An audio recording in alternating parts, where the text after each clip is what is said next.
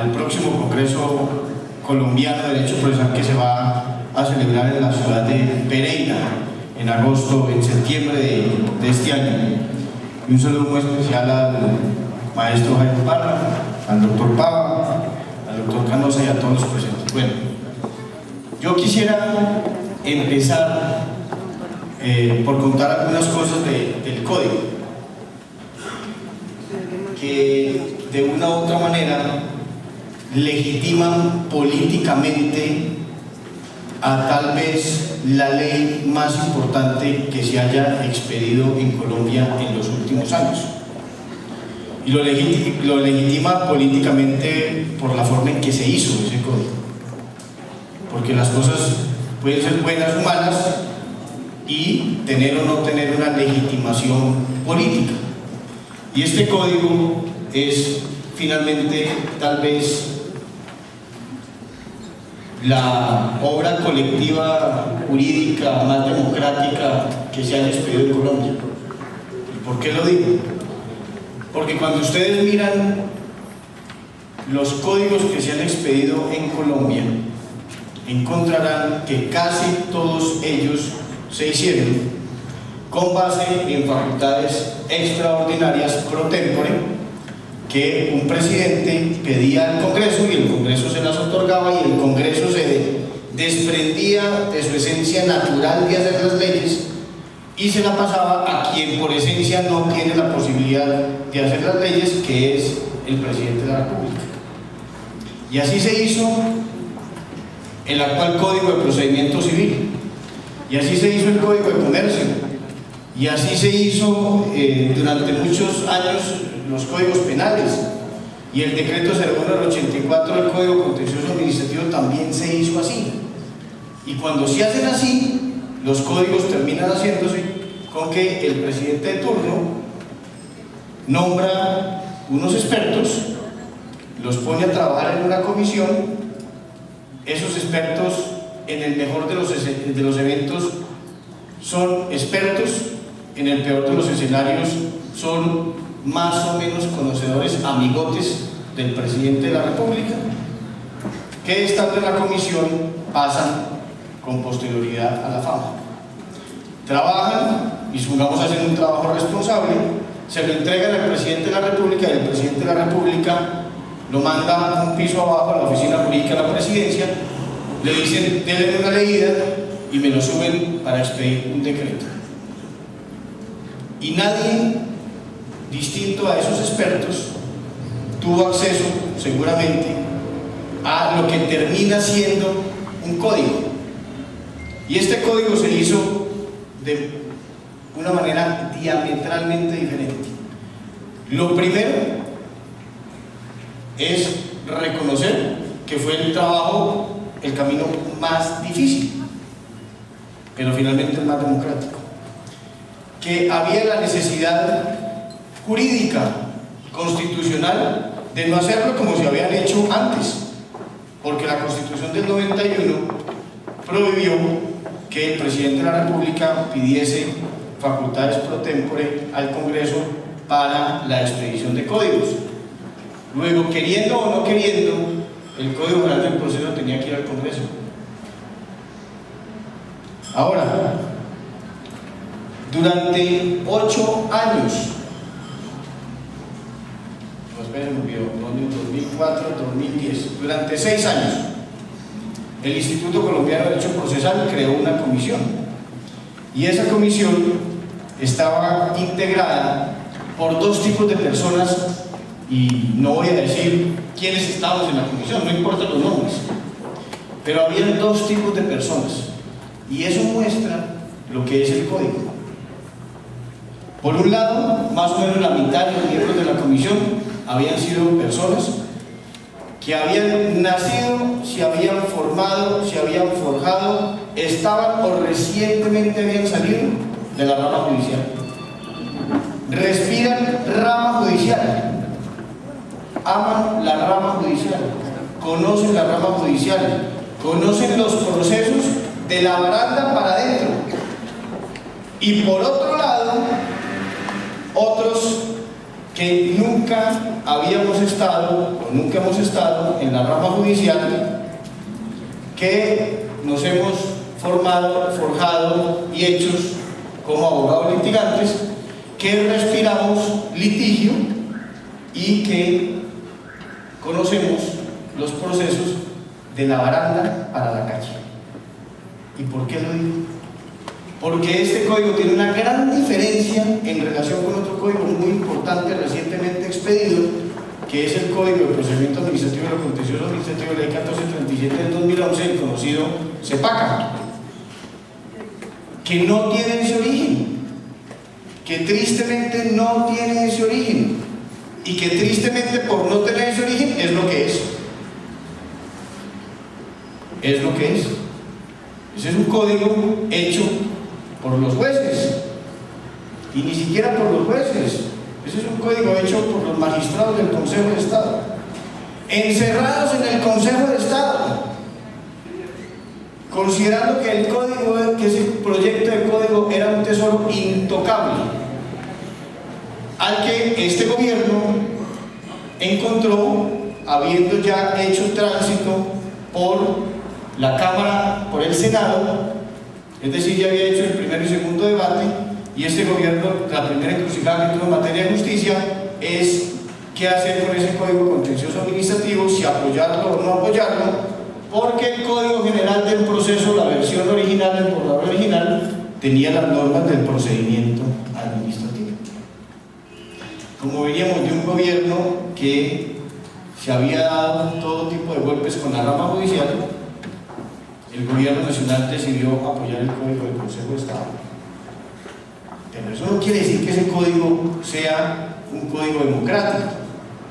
Democrático porque miren, el gobierno se reúne con el doctor Jairo Parra y le dice: entréguenle el proyecto. Y el doctor Jairo Parra, de manera muy responsable, dijo: llevamos 6 años haciéndolo, pero si esto es en serio, que vamos para el Congreso, necesitamos 6 meses más para darle la última revisión. Durante 6 meses se reunió la comisión de expertos del instituto, y en febrero también del 2011 le entregó el instituto, como era su promesa, el código del gobierno.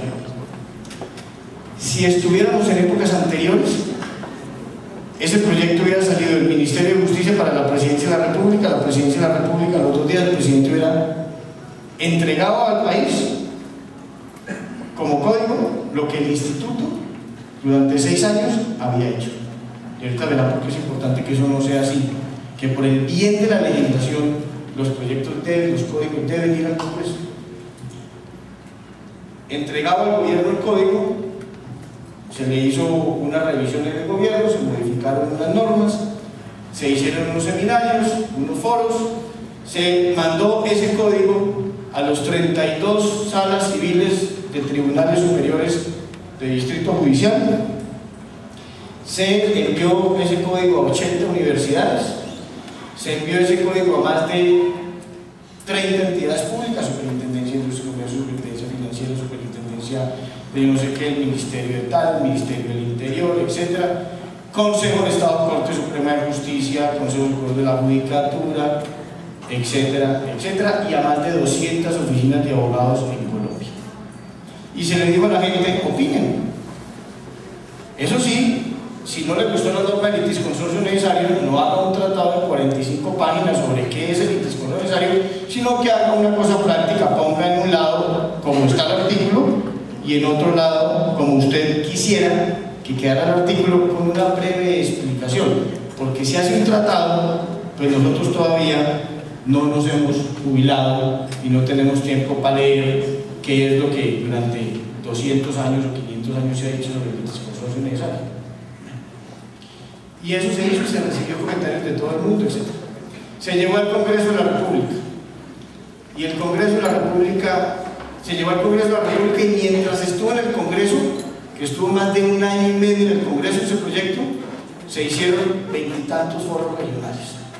Los ponentes y miembros de la Comisión Asesora del Gobierno se recorrieron el país haciendo foros, invitando a magistrados de tribunal, jueces municipales, jueces civiles del circuito, jueces de familia, que previamente, con 20 años de anticipación, eran llamados por el Ministerio de Justicia, por quien en este momento les está hablando, y yo les decía a los magistrados del tribunal, por ejemplo, vamos a hacer un foro en la ciudad de Montería, y lo queremos invitar a usted, le voy a mandar la última versión del código, porque es la última versión, porque si estamos en tercer debate, pues lo aprobamos en segundo debate, si vamos para cuarto debate, lo aprobamos en tercer debate. ¿De qué quiere que hable? De lo que quiera.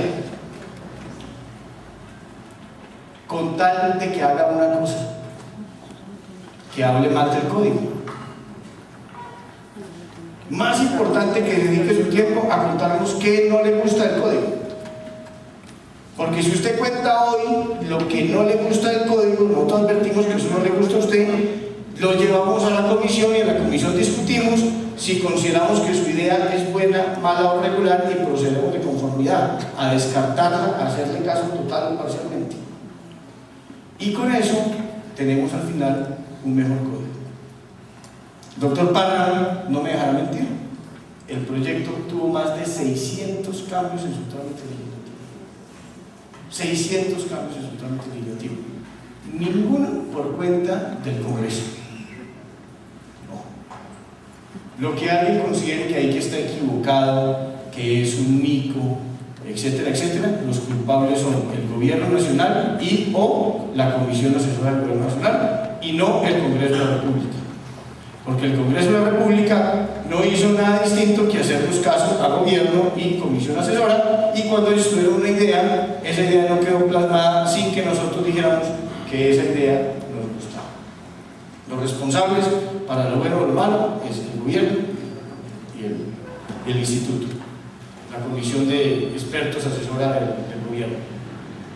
¿Por qué cuento todo esto? Porque sin lugar a dudas,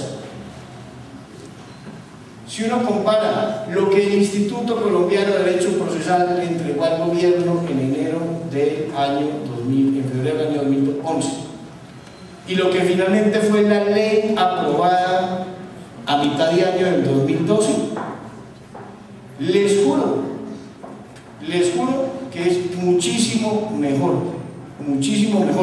Técnicamente, lo que terminó expidiendo el Congreso como Código Legal del Proceso, y que sin lugar a dudas es muchísimo más democrático, porque con ese proyecto de código nos recorrimos el país y oímos a todo aquel que quiso hacer un comentario, y por eso hay gente por ahí andando que sabe eventualmente que lo que el artículo 143 dice, él lo propuso, y no es un miembro de la comisión, un tipo en Montería dijo: ese artículo quedó así, yo fui el que hice esa sugerencia, y les juro que efectivamente hay muchos artículos del código en que eso ocurrió.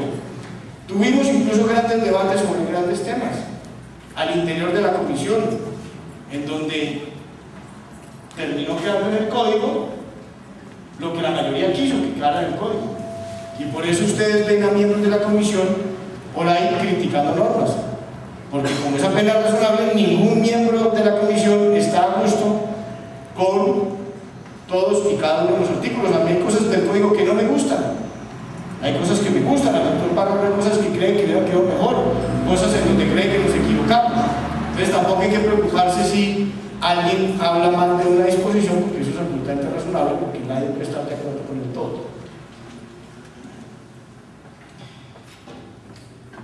Uno de los... Entonces, la primera conclusión es, señores, no crean el cuento. Ustedes créanle al que venga y diga que el código es malo. Está bien, legítimo pensar que el código es malo. Es más, yo hoy no me atrevería a decir que el código es bueno. Yo lo que me atrevería a decir es que técnicamente este código está para ganarse cualquier concurso en el mundo de códigos, sin duda. Lo que pasa es que eso no lo vuelve bueno, porque puede ser un código técnicamente hecho, pero muy malo para la realidad colombiana. Por eso yo creo que hoy no podemos decir que es un buen código, porque para eso tenemos que verlo en funcionamiento, y no lo hemos visto en funcionamiento. por razones que yo les voy a explicar. Pero solo después de 4, 5, 6, 10 años de verlo en funcionamiento, podremos decir si nos equivocamos o no nos equivocamos, porque nosotros no hicimos un código para meterlo a un concurso de códigos. Nosotros hicimos un código para que sirviera al mejor funcionamiento de la administración de justicia, para que la justicia en Colombia, y eso sí que es importante hoy, porque nosotros venimos diciendo, hay gente que dice la oralidad genera celeridad, y la gran virtud de la oralidad es la celeridad. Falso, falso de toda falsedad. La oralidad per se no genera celeridad, porque si la oralidad no tiene el soporte técnico, logístico, de infraestructura, de preparación de abogados, de preparación de jueces, etcétera, etcétera, los elementos de grabación, etcétera, pues genera dilación. Y seguramente, sin esos mecanismos, será más efectivo un sistema escrito y más célere un sistema escrito. Entonces, falso de toda falsedad. Oralidad no es igual a celeridad. Obvio que si tenemos escrituralidad, con todo lo que se necesita para la escrituralidad, o tenemos celeridad de oralidad, con todo lo que se requiere para la oralidad, sí es más célere el proceso oral. Pero con tecnología o sin tecnología, con juzgados o sin juzgados, lo que genera la oralidad es transparencia. Transparencia en la administración de justicia. ¿Por qué transparencia? Porque ya sabemos si el juez o magistrado hizo la providencia o no. Porque eso uno cuando ve hablar a alguien sabe si sabe. Hoy no sabemos, hoy lo que sabemos es que la firmó. Los peritos, por fin vamos a saber si el perito hizo el dictamen pericial o simplemente lo firmó. ¿Por qué? Porque el perito tiene que ir a la audiencia a defender su dictamen pericial, a sustentar su dictamen pericial. Hoy lo que sabemos es que un señor se llama Pedro Pérez, que tiene cédula tal y que firma. Los abogados, pues hoy los clientes van a saber si sus abogados saben o no. Y usted me va a decir, ¿y cómo un cliente sabe si el abogado sabe o no? Si el cliente eventualmente no es abogado. Dicen, porque es que eso se nota caminando. Viendo caminar al abogado en la audiencia, sabe uno cómo le está yendo al abogado. Y sabe uno como cliente si el abogado se preparó o no se preparó, si sabe, si no sabe, si está convenciendo, si no está convenciendo. ¿Ya? Entonces, este sistema oral es fundamentalmente un sistema para darle lo que la justicia colombiana requiere, que es transparencia. Transparencia de todos los actores, no de los jueces y magistrados, de todos, de los abogados. Y por eso, uno oye al doctor Parra por ahí diciendo, es que la administración de justicia tiene que prepararse para el sistema oral, porque es muy importante que los jueces estén en disposición de atender el sistema oral. Necesitamos jueces preparados para el sistema oral. Tan cierto es que en algunos países del mundo, cuando hay un cambio de escrituralidad o oralidad, lo primero que hacen es jubilar anticipadamente a todos los jueces de la rama judicial. Ay, ¿qué hicieron? Y le dijeron, ustedes son muy buenos jueces, pero para otro mundo.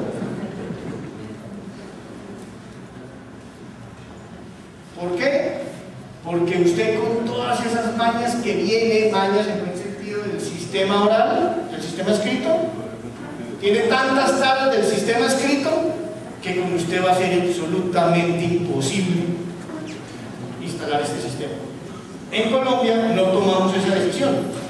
En Colombia quisimos darle una oportunidad a los jueces del sistema escrito que nos sirvan en el sistema oral. Pero eso lo que quiere decir es que los jueces sí se tienen que preparar para pasar de un sistema a otro. Y entonces todo el mundo dice, ah, sí, los jueces, pues no se rían mucho los que son abogados litigantes, pues también los abogados litigantes. Porque el mejor abogado litigante del sistema escrito puede ser el peor abogado del sistema oral. Así de sencillo. El abogado que dice, yo no sé explicar muy bien, pero escribo muy bien, o se quiebra o aprende a expresarse muy bien, además de escribir muy bien.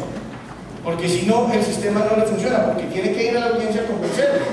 Y para convencer hay que tener condiciones histriónicas. Y habrá que tirarse al piso en la audiencia, si es el caso.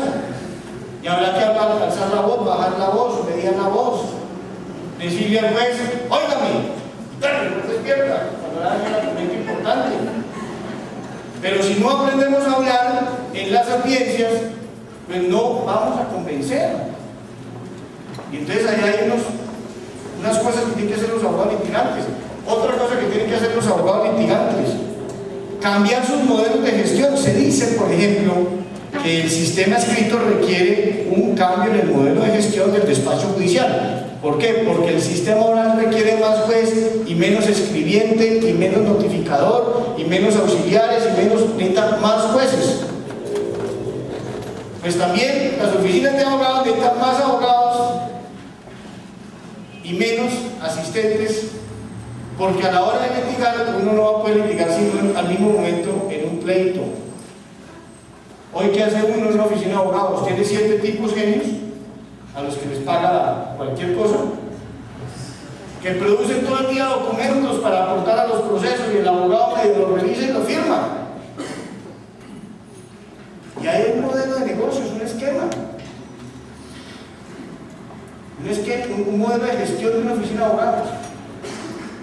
Entonces uno litiga el mismo día, en el mismo momento, en el mismo segundo, en 10 pleitos a la vez. Pues aquí no. Y entonces, ¿qué va a cambiar? Hasta la forma de cobrar honorarios, señores. Porque si uno no puede ir sino a una audiencia al día, pues tiene que cobrar porque va a una audiencia al día, porque igual al fin de mes tiene que pagar arriendo, tiene que pagar el mercado y finalmente no puede tener tantos pleitos como tiene en un sistema escrito. Entonces va a cambiar todo eso. Entonces hay que despertar y hay que prepararse. No es solo saber qué dice el código. Eso no es el sistema oral, aprender el código. Bueno, una de las normas más discutidas,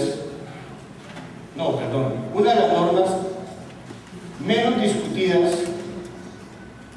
por la comisión durante los 10 años o 8 años que terminó invirtiéndose en este código, pero más discutidas en los últimos 2 o 3 días del código y ampliamente discutidas, tiene que ver con un tema que parece un ladrillazo.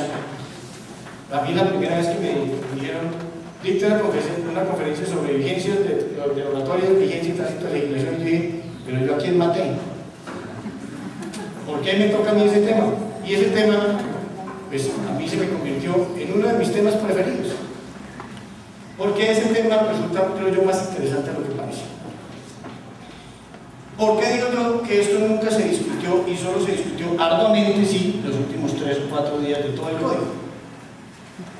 Pues porque no importaba qué dijeran sobre derogatoria, vigencia y tránsito de legislación hasta que tuviésemos listo para aprobar el código, a punto de ser aprobado, para podernos poner a pensar, bueno, ¿y cuándo lo vamos a poner a regir? Y finalmente, ¿qué derogatoria expresa vamos a hacer? ¿Y cómo vamos a hacer que este código se aplique a los nuevos procesos, no se aplica a los nuevos procesos, etcétera? Y por eso, antes de la realización del informe para cuarto debate, para el último debate, es que la comisión durante 3 o 4 días se sentó juiciosamente a hacer el trabajo y a tener las reflexiones que yo les voy a contar sobre este tema, para que entiendan por qué finalmente está pasando lo que está pasando hoy en relación con la vigencia de este código y cuáles fueron, porque uno lee las normas y uno podría decir, pues no estoy de acuerdo, lo hubieran podido poner a regir de manera inmediata. ¿Por qué se demoraron tanto tiempo? ¿Por qué lo del Consejo Superior de la Judicatura? ¿Por qué esas normas tan raras? Porque son rarísimas, rarísimas, no hay normas raras en la historia de Colombia sobre el tránsito de legislación. ¿Por qué lo hicieron así? qué era lo que pasaba por la mente de esas personas que tomaron esas decisiones, equivocadas o no. Yo no vengo a convencerlos de que la decisión es acertada, sino a contarles cuáles fueron las reflexiones. Lo primero, este código es un código que tiene una de las grandes virtudes de este código, es que es un trabajo inmenso de algo que técnicamente se llama la racionalización normativa. Porque ustedes ven que era lo que terminaba pasando para la época del 2010. Teníamos el Código de Procedimiento Civil del 70,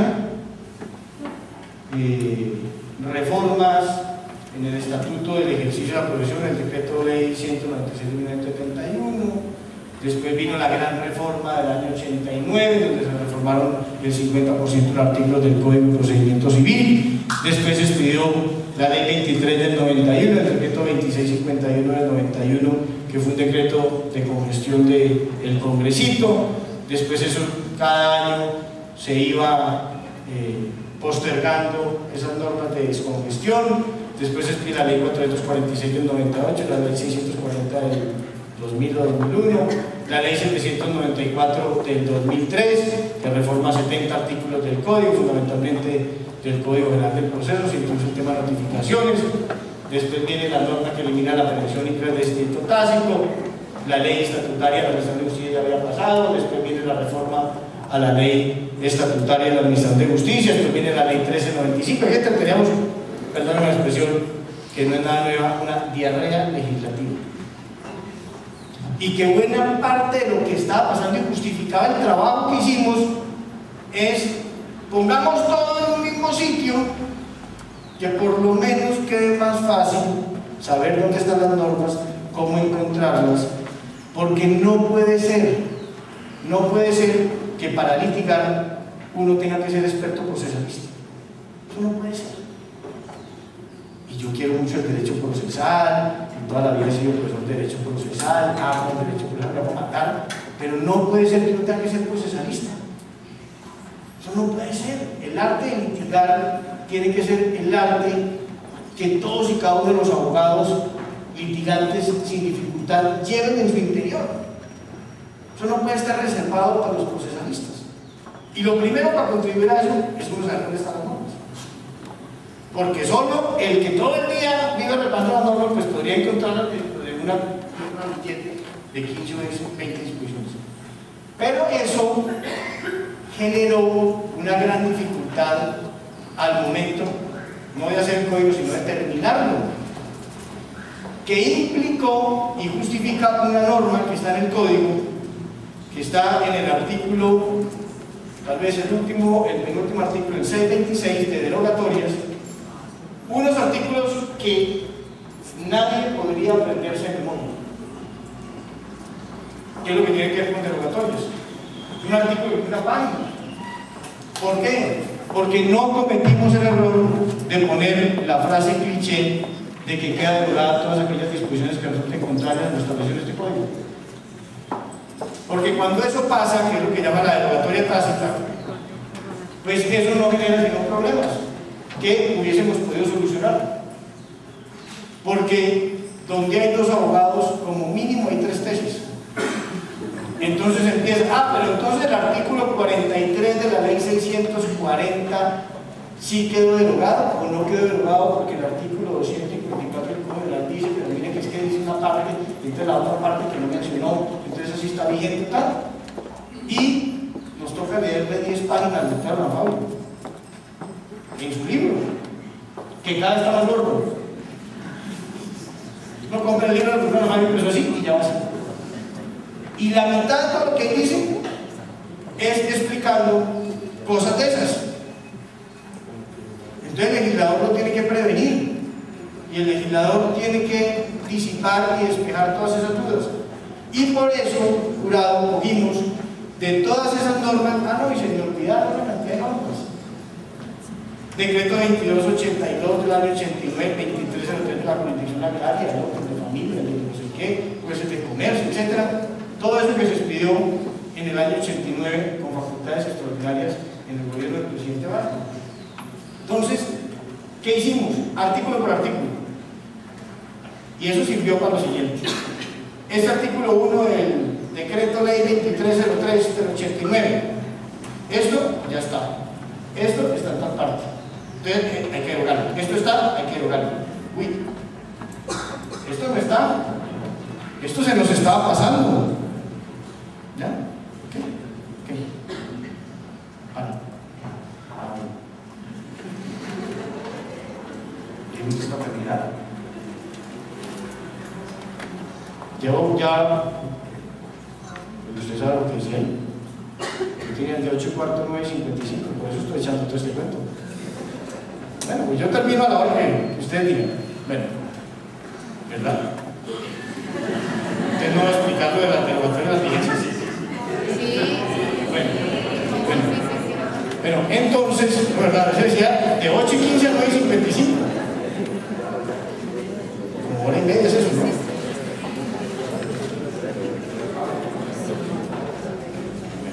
Entonces,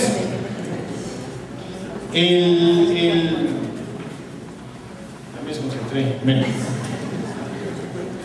qué? Bueno, entonces las derogatorias, finalmente hay un trabajo muy juicioso de qué se deroga del código. Y por eso casi todas las normas están con derogatorias expresas. Y eso sirvió para saber, repito, que en el código había quedado de manera incompleta o inconclusa y nos permitió cerrar la posibilidad de que se buscaran normas que hubiésemos querido incorporar y no esto incorporado. De otra parte, en relación con la vigencia del código, ese código, cuando se terminó, dijimos, la pregunta es, ¿y cuándo va a empezar a regir? Y ustedes saben que hay conocidas varias formas de empezar a regir los códigos. Una, artículo 40 de la ley 153 de 1887, que es la norma que tradicionalmente ha servido para poner en vigencia los códigos. Así fue en el año 70, que es ese artículo que nos dice que las normas de procedimiento son de aplicación inmediata y genera el fenómeno, regula el fenómeno de la ultraactividad de la ley procesal para permanecer en aplicación las normas anteriores cuando esté corriendo un término, se le interpuesto un recurso, haya ejecutado la práctica una prueba, etcétera, etcétera. Pero que finalmente, casi que de manera inmediata, pone a regir para todos los procesos las normas de procedimiento. ¿Por qué no se toma la decisión de acudir a esa norma? Porque aquí se cambiaba el sistema procesal. Veníamos de un sistema escrito para pasar a un sistema oral y las etapas del proceso son distintas, las actuaciones son distintas, las oportunidades para pedir cosas son distintas, como se practican las pruebas son distintas, etcétera, etcétera. Entonces dijimos, peligrosísimo poner a que el código tenga esa norma de tránsito de legislación, porque quién sabe qué despelote armamos en la tramitación de los procesos que se estuviesen tramitando con anterioridad a la vigencia del código. Entonces, descartado. Alguien alzó la mano y dijo, hagamos lo del Consejo de Estado con el Código Contencioso Administrativo. Miren la inteligencia de esos tipos. Dijeron, luego la conferencia esta de derogatoria de vigencia y tránsito de legislación, si fuera del Código de Procedimiento Administrativo ya lo hubiera terminado. Hubieran sobrado los minutos. ¿Por qué? Porque en el Código de Contencioso Administrativo, tal vez artículo 304, dijeron lo viejo con lo viejo y lo nuevo con lo nuevo. Eso dice. Habla liberal. Dicen, los procedimientos administrativos y los procesos judiciales que se estuviesen tramitando antes del 2 de julio del año 2012 se tramitarán con el Código de Contencioso Administrativo anterior, con la ley anterior, y este código se aplicará solamente a los procedimientos administrativos y procesos de la Procuraduría de Contencioso Administrativo iniciados con posterioridad al 2 de julio del 2012. La pregunta es, ¿ese artículo, ese código tiene tránsito de legislación? No, no tiene tránsito de legislación. ¿Qué tránsito de legislación va a tener si dice que lo viejo con lo viejo y lo nuevo con lo nuevo? ¿Alguien podría preguntarse algún día en un procedimiento administrativo, en un proceso judicial de lo contenido administrativo, qué código se aplica? Pues, salvo que le falte un tornillo, ¿no? Pues no podría preguntarse eso, porque la norma no permite ningún tipo de posibilidad de que alguien tenga una duda.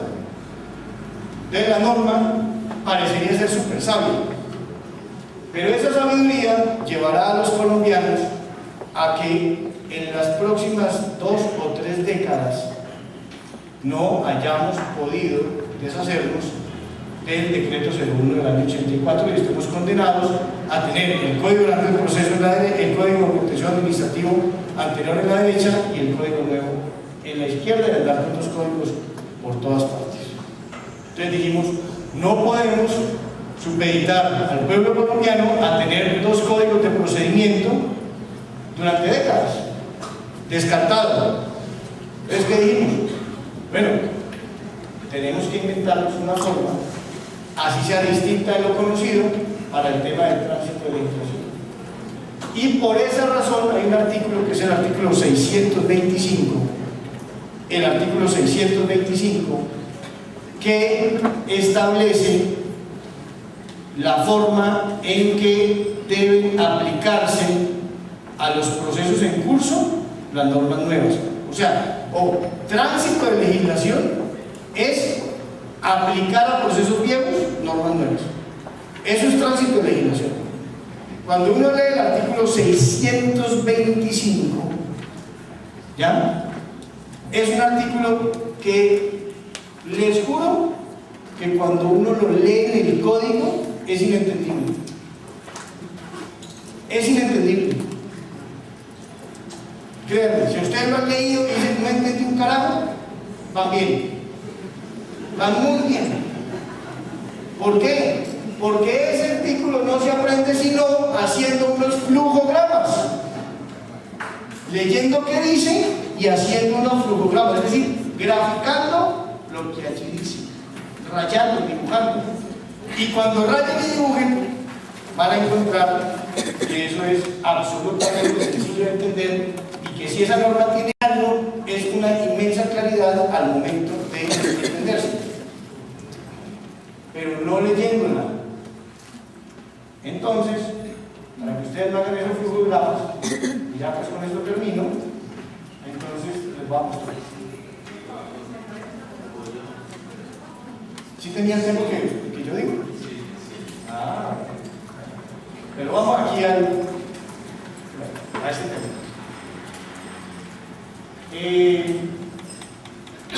La estructura de ese artículo 625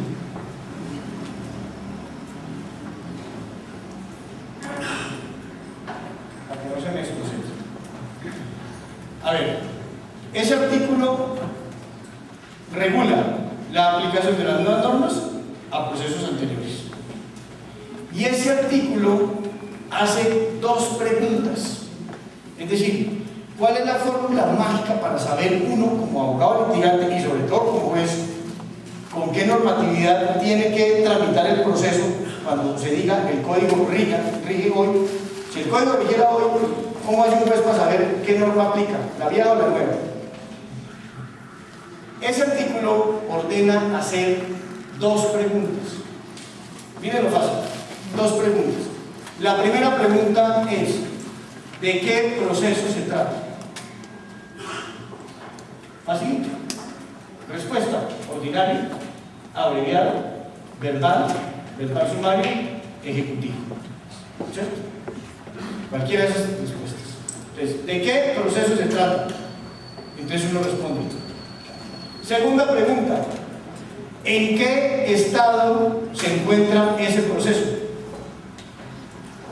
Respuestas: pendiente, usted no me dice, no, pues aquí lo que viene es que está pendiente de admitir la demanda, o ya la admití pero falta notificarla, o está corriendo el término para traslado, o estamos en el tema de las tercerías, vamos a fijar la audiencia del 101, ya la fijamos, la hicimos ayer, estamos en término adicional, ya ejecutamos las pruebas, la estamos practicando, para alegar, ya se sentencia en primera instancia, estamos en segunda instancia, en el expediente dará una respuesta.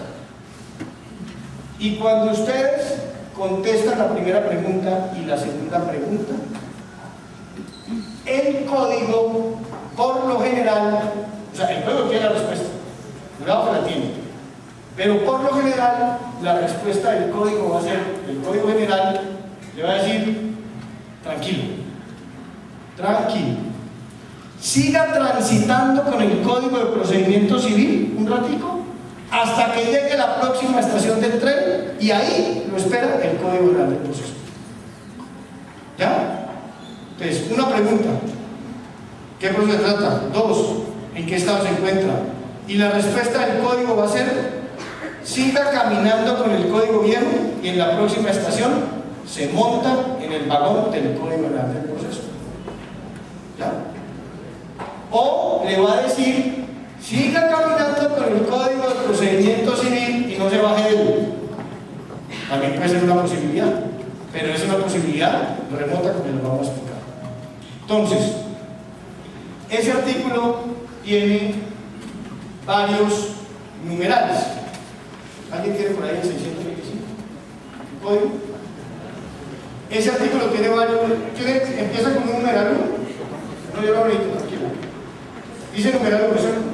Ustedes tienen varios numerales. El numeral 1, es para ordinarios y abreviados. Y tiene unos literales. Esos literales son opciones para ordinarios y abreviados.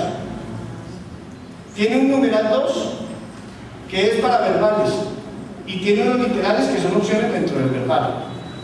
Y tiene un literal 3 que es para verbales humanos y tiene un literal 4, un numeral 4 para ejecutivos. Ojo, lo que estoy diciendo es que la respuesta del proceso son 2 preguntas, ¿se acuerdan? ¿De qué proceso se trata? La van a encontrar en el numeral 1, numeral 2, numeral 3 o numeral 4. ¿Y en qué estado se encuentra el proceso? Lo van a encontrar en los respectivos literales de esos numerales. ¿Ok? Entonces miren lo fácil. El numeral 1 regula el tránsito de legislación en los procesos abreviados, ordinarios y abreviados. Ustedes dirán, pero es que ya se acabaron los ordinarios y los abreviados. No. En aquellos distritos judiciales en donde no ha entrado la ley 1395 siguen habiendo ordinarios y abreviados. O en aquellos donde ya entró la ley 1395 están los ordinarios y abreviados que existían con anterioridad a la aplicación de la ley 1395. Entonces, ordinarios y abreviados siguen existiendo en muchas partes de Colombia y en muchos juzgados. Entonces dice, si el proceso es ordinario o abreviado, aplicará las siguientes reglas. Y esta diapositiva regula la primera hipótesis. Ojo, de ordinario o abreviado. ¿Alguien me lo puede leer tú? Léete. Empiezo por el numeral 1. ¿Qué dice? Haz duro, lo más que pueda. Para los procesos ordinarios y abreviados. A. Si no se hubiese proferido el auto que decreta pruebas, el proceso se seguirá tramitando conforme a la legislación anterior o la respuesta de ley. ¿Listo? ¿Ya? ¿A este ya se acaba? No. Siga. En el acto en que la ordene, allí convocará a la audiencia de ejecución justo dentro del lugar del presidente. A partir del auto que decreta pruebas se examinará con base en la nueva ley. Bien lo fácil. Un ordinario o abreviado. El juez lo abre y le dice, no he decretado pruebas. ¿O sea dónde está? El traslado, la admisión, cualquier cosa antes del auto que decreta pruebas. Audiencia del 101, lo que sea, antes del auto que decrete pruebas. Si el expediente está antes del auto que decrete pruebas, ¿qué le dicen? Ya sabemos que es ordinario y que no se han decretado las pruebas. ¿Qué le dicen? Tranquilo, siga con el código de procedimiento civil o con la ley que tenga que aplicar y llévelo hasta el momento en que tenga que decretar pruebas. Decrete las pruebas, pero convoca para la audiencia inicial, que es la audiencia de instrucción, juzgamiento, que se llama así, que es de instrucción. Perdón. Ah, no. Póngale cuidado, me equivoqué. Si no ha decretado las pruebas del proceso, le dice el código, siga tramitándolo con el Código de Proceso Civil.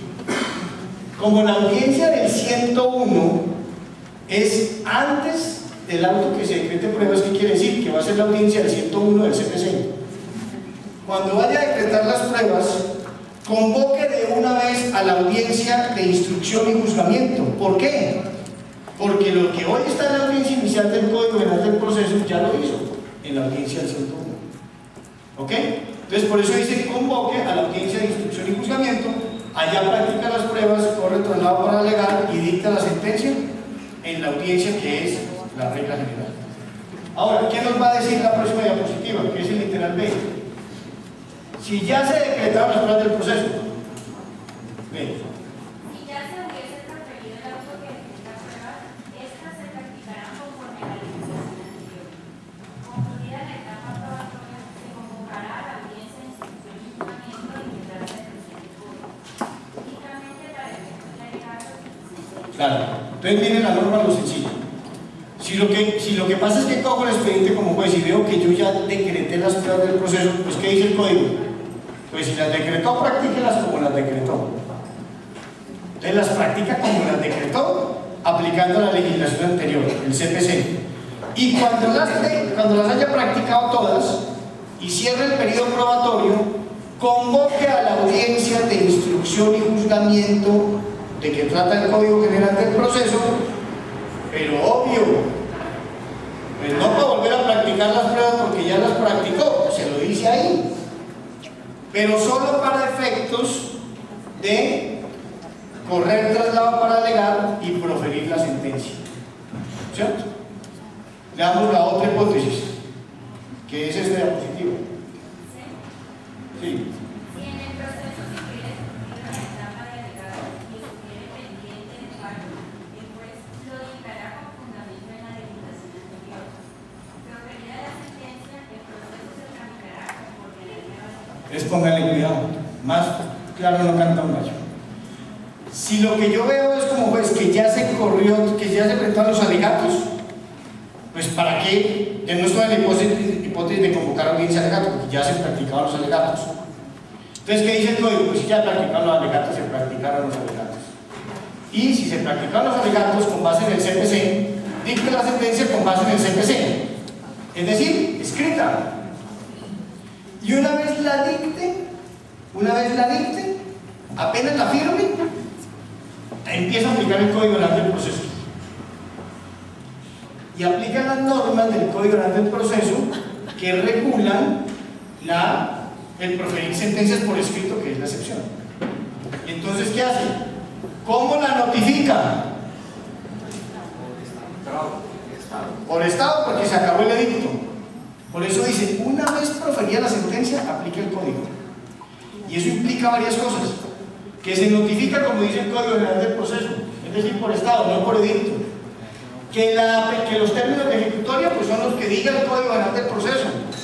Que los recursos que procedan contra esa decisión son los que diga el Código General del Proceso, y los requisitos de procedibilidad, de procedencia. Entonces, cuando los recursos son los que el Código General del Proceso diga, de manera tal que como tendrá que ser la apelación. Impugnaticia.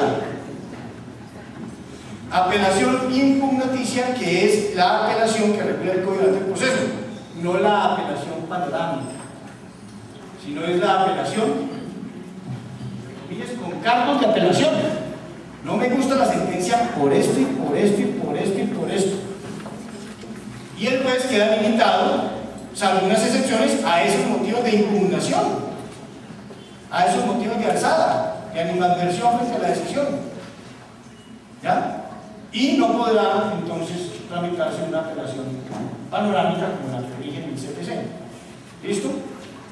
Y ahí se acabó el numeral. Ahí se acabó el numeral que regula lo que pasa en los ordinarios y abreviados. Entonces falta una pregunta.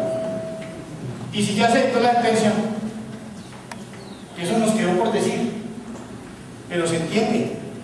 Si ya se dictó la sentencia, quiere decir que no hay tránsito de legislación. Y quiere decir que si ya se dictó la sentencia, la segunda instancia, todo se sigue con el código viejo. Luego el Código de Procedimiento Civil será aplicado en ese proceso hasta que ese proceso termine, porque ya se ha dictado sentencia de primera instancia. Entonces, ¿qué es esta diapositiva de acá? Pero no tiene, nunca se aplica el código. El numeral 2. Entonces, el numeral 2, ¿qué va a regular? Lo que pasa cuando pasa lo que ocurre cuando se tramita un verbal. Dale. Para los procesos.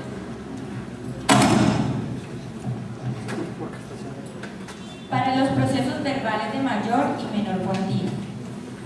Una vez agotado el trámite que precede a la audiencia de que trata el artículo 432 del Código de Procedimiento Civil, se citará a la audiencia inicial prevista en el artículo 372 del Código General del Proceso y continuará de conformidad con este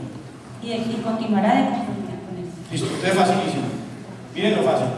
¿Qué se dijo acá? Si es un proceso verbal, ustedes saben que ese proceso verbal pues tiene una audiencia que es la del 432. Entonces dice, si no se ha proferido el acto que convoca la audiencia del 432, si no se ha proferido, ¿ya? Si estamos en algún momento anterior a este, usted sigue aplicando el Código de Procedimiento Civil, ¿verdad? Lleva el proceso hasta que esté usted a punto de convocar la audiencia del 432 y se muerde el código, no decreta la del 432, sino que convoca a la del 372, que es la audiencia inicial del proceso. Entonces, ojo, si no se ha convocado la audiencia del 432, la tramita hasta que usted estuviese en posibilidad de convocar la del 432. Pero no convoca la del 432, sino que convoca la del 372. Y ahí queda montado en el Código General del Proceso. Ahora, ¿qué nos va a decir la próxima diapositiva? Y si ya se convocó la del 432. Si ya se convocó la del 432, ya no, ahí está la hipótesis literal B, pero para acelerar, pues si ya la convocó la del 432, pues la hace. Y una vez la haga, aquí usted va a proferir seguramente una sentencia escrita, y cuando profiera la sentencia del verbal, usted la notifica, proceden los recursos, la ejecutoria, etcétera, todo con base en el nuevo código. Y si ya se profirió la sentencia del verbal, se queda a vivir en el Código de Procedimiento Civil, porque ya profirió la sentencia y entonces ahí no hay tránsito de leyes. La tercera hipótesis, verbales sumarios. Lea, por favor. Para los procesos verbales sumarios. Una vez agotado el trámite que precede a la audiencia de que trata el artículo 439 del Código de Procedimiento Civil, se citará a la audiencia inicial prevista en el artículo 392 del Código General del Proceso y continuará de conformidad con esto. Entonces, mira lo fácil. En los verbales sumarios hay una audiencia que es la del 439, y como nosotros en el Código General del Proceso mantuvimos el que solo es una audiencia, ¿ya? Si ya se convocó, si no se ha convocado a la audiencia del 439, adelante el proceso hasta que se apunte a convocar el 439 y no convoque la del 439, sino que convoca la audiencia única del 392, que junta la inicial con la instrucción y juzgamiento. Y si ya se convocó, pues más fácil todavía, porque usted celebra la audiencia del 439 y después de dictar la audiencia, la sentencia, pues aplica el nuevo código, y así son una cantidad de... Aquí ya viene la ejecutivo, yo se lo voy a dejar. Lo importante es que ustedes entiendan que leyendo esos articulitos y haciendo gráficas como estas, entiende uno sin, creo yo, ninguna dificultad cómo es ese tema del tránsito de legislación. Ahora, sobre la vigencia y lo que está pasando con el código.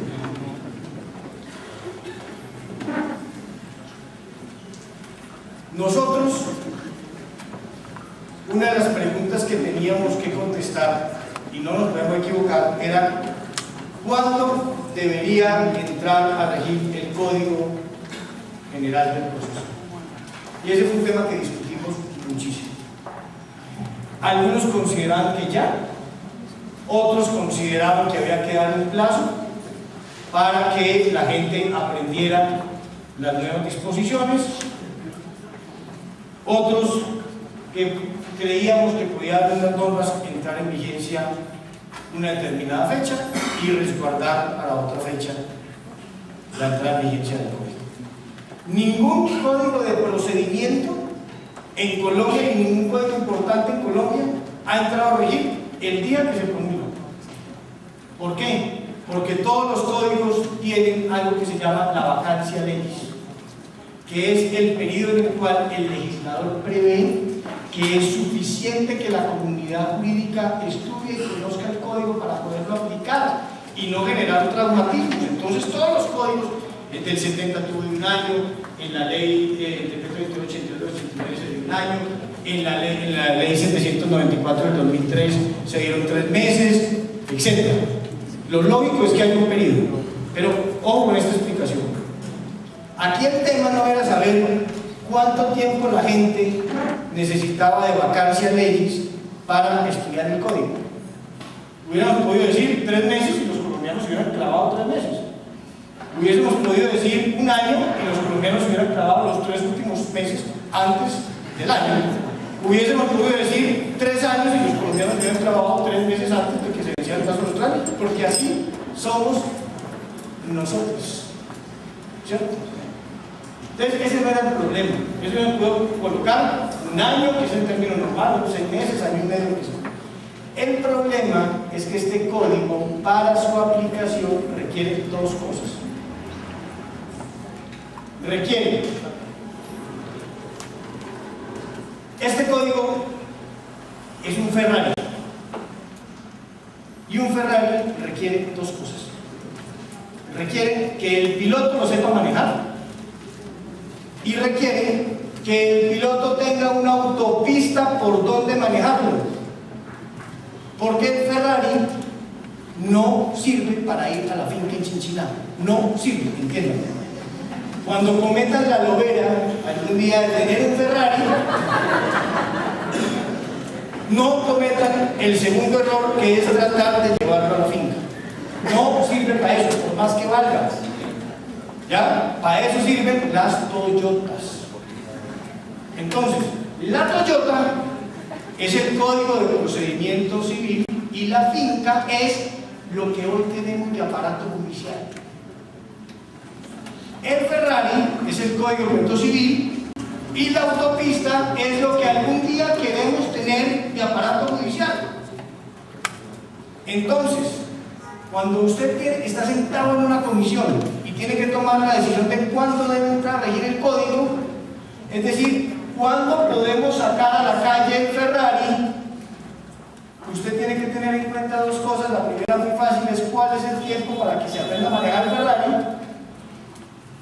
pero la más complicada es, ¿y la autopista? Entonces usted coge el teléfono, doctor Barra, digo el teléfono, los tuvimos sentados, sala administrativa del Consejo Superior de la Judicatura, que es la encargada de construir la carretera de la justicia. Señores, como ustedes saben, desde hace tantos años estamos en este código, ustedes incluso nos han mandado unas recomendaciones muy importantes para las normas del código. Tenemos un Ferrari, necesitamos que ustedes nos digan ¿para cuándo está la autopista? Y no les dé pena, tranquilo. Puede ser en 1 año, puede ser en 2 años, puede ser en 5 años, puede ser en 20 años, pero díganme una fecha, ¿cuándo va a estar lista la autopista? Respuesta: no sabemos.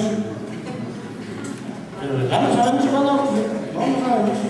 Eso, la vigencia del código fundamentalmente quedó a que el código entrara a regir lo que resulta sensato el día que se construye la autopista. Papi, ¿cuándo me presta el Ferrari? Cuando construyan la autopista. Mientras tanto no, mientras tanto me lo dejan en el garaje, porque no hay por dónde andar. Eso es lo sensato, ¿cierto? No es ya vaya a la finca y acabe el carro. Ya ponga a regir el código con una infraestructura que no está diseñada para el código y mate el código. y mate la última esperanza que tenemos los colombianos de tener una normatividad que nos permita que los procesos tramiten con la celeridad que necesitamos. Porque yo sí lo digo, si este código lo fracasa, doctor Parra, yo no sé quién va a ser el próximo código, porque no sabríamos, creo yo, cómo hacerlo. Hagan una cosa mejor que hacer, creo que eso es imposible, no sabemos cómo hacerlo. Esta es nuestra única esperanza. Si el problema son las normas procesales, ahí está la solución. Entonces, por eso, la norma de vigencia que se diseñó tiene muchas cosas. Tiene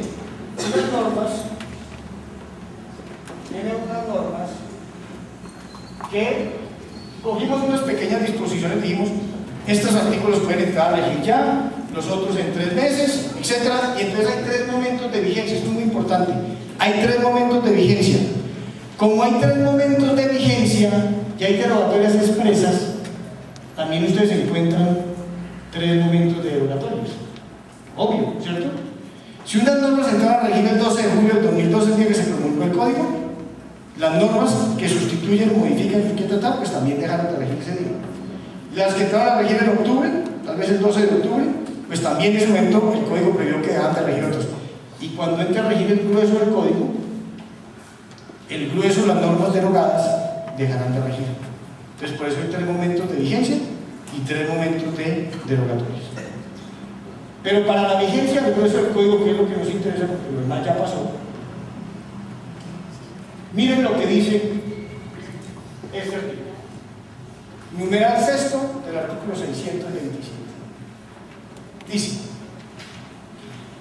que esto tampoco es nuevo, porque este fue el modelo de la ley 1395, así se hizo la ley 1395, que se dijo que la oralidad entraría a funcionar de la ley 1395 en la medida en que el Consejo de la Judicatura dijera en qué distrito lo ponía a regir, ¿cierto? Lo que pasa es que establece una fecha máxima porque podría tener vicios de inconstitucionalidad, una norma que dejara en manos de otro poder público el que una norma entre a regir. Y por eso hay unos plazos máximos en donde dice, pero si el Consejo no hizo las cosas, si no construyó la autopista, pues hay que por lo menos poner que el código va a entrar a regir sin la autopista y ya miraremos qué hacemos para evitar que rija, o ya el Congreso se inventará otro tema. Pero miren lo que dice. Los demás artículos, es decir, los otros 550 que no han entrado a regir, los demás artículos de la presente ley entrarán en vigencia a partir del 1 de enero del 2014. Cuando llegó el 1 de enero del 2014, una cantidad de colombianos dijeron: hoy entró a regir el Código General del Proceso. Bueno, ¿y usted por qué sostiene que hoy entró a regir el Código General del Proceso? Pues porque eso es lo que dice el numeral sexto del artículo 627. Y cuando uno va y mira el numeral sexto del 627, dice: eso no dice. Eso no dice. Porque miren ustedes, los demás artículos de la presente ley entrarán en vigencia a partir del 1 de enero del año 2014. ¿Hay un punto final? Si hubiese un punto final, sí, pero es que no hay un punto final. Dice: en forma gradual, en la medida en que se hayan ejecutado los programas de formación de funcionarios y empleados y se disponga la infraestructura física y tecnológica, del número de espacios judiciales requeridos al día y de los demás elementos necesarios para el funcionamiento del proceso oral y por audiencias. Y entonces hay gente que dice: no, pero es que ya está lista la infraestructura. Es que yo creo que ya está lista la infraestructura, que ya esa carretera está construida. Y uno dice: ¿y quién es usted como para decir eso? No, pues soy el juez cuarto civil del circuito de Pereira. Y dice: ¿y es que a usted le parece que usted está en posibilidad de decir cuándo está construida la carretera, desde cuándo usted administra la rama judicial? Y por eso constituye, a mi manera de ver, un atropello inmenso del Consejo de Estado el que le hubiese usurpado funciones al Consejo Superior de la Judicatura en relación con la vigencia del código. Porque miren, primer requisito, que hubiese llegado como mínimo el 1 de enero del 2014, o sea, no antes. Segundo, que esté lista la carretera. Y tercero, que quien administra la rama judicial certifique que está lista la carretera. Porque dice: según lo determine el Consejo Superior de la Judicatura. ¿Dónde dice ahí según lo determine cualquier juez? ¿Dónde dice ahí, según lo determine el Honorable Consejo de Estado? ¿Dónde dice ahí, según lo determine la Corte Constitucional? ¿Dónde dice ahí, según lo determine el doctor Enrique Gil Botero, magistrado del Consejo de Estado? ¿Dónde dice? Ahora, pero qué horror que es el Consejo Superior de la Judicatura. Pues no sé si sea un horror o no. Yo particularmente llevo 4 años tratando de que el Consejo Superior de la Judicatura desaparezca. Pero no porque yo quiero que desaparezca, desaparece. Y no porque yo quiera que deje de administrar la rama y que cambiemos el esquema institucional para administrar la rama, va a dejar de existir el esquema institucional que hoy en día existe. Y no porque yo quiera, va a dejar hoy de administrar la rama judicial el Consejo Superior de la Judicatura. Y por eso es que aquí dice Consejo Superior de la Judicatura y no dijimos Gobierno Nacional. Porque el único que puede certificar en Colombia que la carretera está construida es quien tiene la obligación de construirla. Y el Consejo Superior de la Judicatura no ha dicho nada de eso. Lo dijo el Consejo de Estado en una decisión que creo que viola ese numeral sexto del artículo 627, que constituye una usurpación de funciones en relación con las atribuciones que el Código le dio, al Consejo Superior de la Judicatura en relación a este Código. Ahora, hay gente que dice, pero es que el Consejo Superior de la Judicatura es enemigo del Código General del Proceso, entonces nunca lo va a poner a regir. Bueno, eso está cubierto. Ahí dice, y en un plazo máximo de 3 años, al final del cual, y ya no importa lo que diga o no diga el Consejo Superior de la Judicatura, por ministerio de la ley, al final del cual esta ley entrará en vigencia en todos los distritos judiciales del país. ¿Ya? Entonces, ¿qué es lo que yo quiero decirles? El Código General del Proceso no ha entrado a regir, y yo lo digo con todo el corazón, y yo adoro ese código, no ha entrado a regir por el bien del país. No ha entrado a regir por el bien del país, porque el código requiere de una infraestructura. Lo que no nos puede pasar es lo que pasó, sin que yo sea penalista y puedo tener algo de atrevimiento en lo que estoy diciendo, que la falta de infraestructura lleve al desprestigio del sistema. Yo lo he oído muchísimas veces, no sé si sea cierto o no sea cierto, pero si es cierto, eso es un buen ejemplo porque esto no pasa. Porque la falta de infraestructura no puede llevar al desprestigio del Código General del Proceso. Cuando una persona se desprestigia, cuando una institución se desprestigia, cuando una legislación se desprestigia socialmente, no hay nada que hacer para recuperar ese prestigio, o si hay algo que hacer, se demorarán muchísimos años en recuperar ese prestigio. Y esto no puede pasarse del código. El mensaje que les quiero decir es, claro que hay que estar encima del Consejo Superior de la Judicatura si es que sobrevive a esta tramitación, si es que sobrevive también, porque tiene más vidas que un gato. Sobrevivió a la fallida reforma de la justicia en donde eliminamos el Consejo Superior de la Judicatura. Ahora, en la reforma de equilibrio de poderes también pretenden acabar el Consejo Superior de la Judicatura. Vamos a ver si sobrevive. Si sobrevive, a mí no me importa mucho si sobrevive o no, pero si sobrevive, hay que estar encima del Consejo Superior de la Judicatura para que el Consejo Superior de la Judicatura haga lo más rápido posible lo que tiene que hacer. Y hay que estar encima, en caso contrario, de quien reemplace el Consejo Superior de la Judicatura para estar encima de que ponga a regir el Código General del Proceso. Pero no cometamos el error de país de poner a regir un código cuando sabemos que las condiciones no están dadas, porque eso es crónica de una muerte anunciada. Muchas gracias.